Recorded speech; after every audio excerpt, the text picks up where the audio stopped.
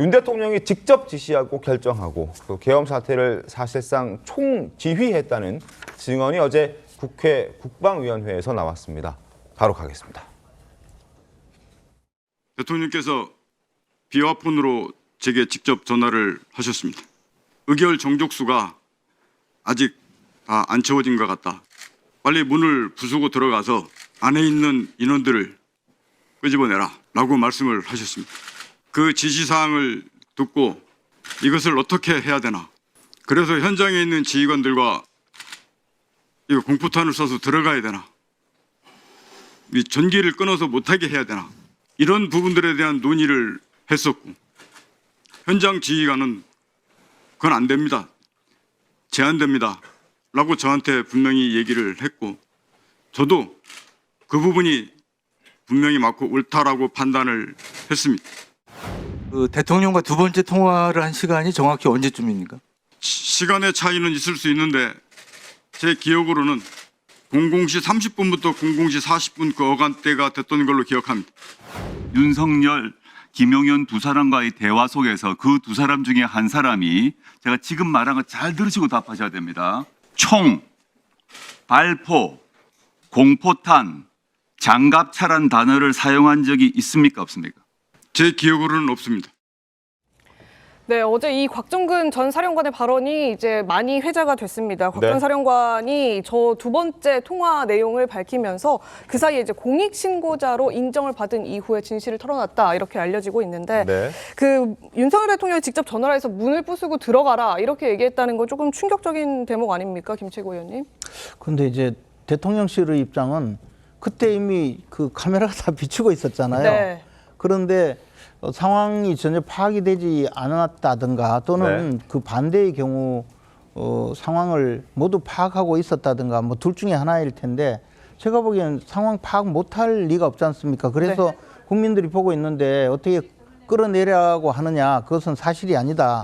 이렇게 지금 답변하고 있거든요. 그래서 맞습니다. 이 부분은 아마 내란죄에 성립되느냐 아니냐의 가장 중요한 그 단서가 되고 또 앞으로 쟁점이 될 텐데 이미 이 둘 사이에 말이 달라요. 그래서 그 부분은 사실관계를 확인해서 결정을 해야 되겠죠. 알겠습니다. 대통령실도 이제 그 관련해서 입장을 밝혔습니다. 국민들이 다 지켜보고 있는데 국회의원을 어떻게 끌어내리겠느냐라고 이제 대통령실에서 그 곽종근 특전사령관의 주장을 반박하는 입장까지는 나왔습니다. 그리고 여기서 하나 더 짚어볼 게 있습니다. 계엄의 밤이 벌어진 지난주로 시간을 되돌려 보면 이게 우발적으로 이루어진 계엄이 아니냐 이런 분석들이 좀 있었습니다. 그런데 주도 면밀히 미리 준비했다는 정황이 어제 함께 나왔습니다. 들어보겠습니다. 제가 받은 임무가 국회와 선관위, 민주당사, 여론조사꽃에서 6개였는데 그 6개에 대한 임무를 받은 시점이 일요일 12월 1일 정도 됐습니다. 그 위에서 지시를 하셨다고 그러는데 그 주체가 김용현 전 장관입니까? 아니면 다른 분입니까? 제가 그 장관이라고 1차 말씀을 드렸고 12월 1일 날 사령관이 북한 도발에 임박한 빌미로 대령급 실장들에게 통신상으로 지시대기를 내렸죠.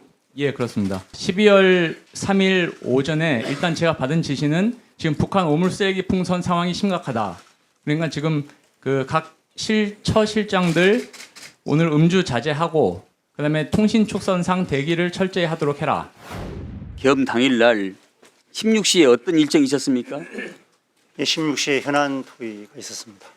누구하고 했습니까? 장관님 누구 장관하고 누구하고 했죠? 저하고 했습니다.